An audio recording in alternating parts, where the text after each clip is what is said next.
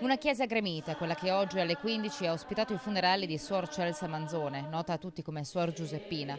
La 97enne, che a poche ore dalla sua morte ha scatenato l'interesse di molti.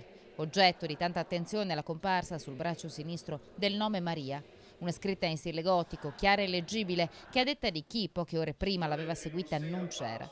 Ad analizzare da vicino questo marchio indelebile il medico legale di Bassano, il dottor Lorenzo Meloni. E la particolarità del fatto sta nella forma figurata che quest'ala di discromia ha assunto, cioè il nome Maria scritto in corsivo. Ha mai visto una cosa simile? No, sinceramente credo che una forma figurata sulla pelle così sia una cosa parecchio rara.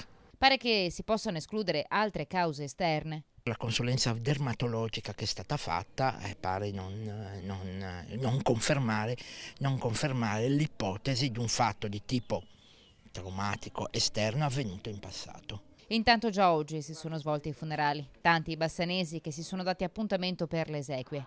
Chi perché la conosceva, chi per curiosità.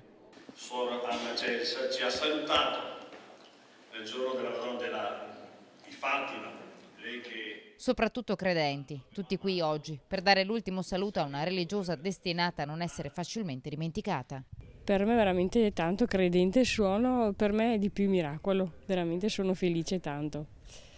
Tanto. Vuol dire ci sono chi non crede, bisogna crederla per dire. Sono venuto qui proprio perché l'ho sentito all'ultimo e sono venuto a vedere, insomma, ma sì, di persona non la conoscevo, però sì, ho sentito del fatto, è comunque una cosa piuttosto, sì, particolare, diciamo.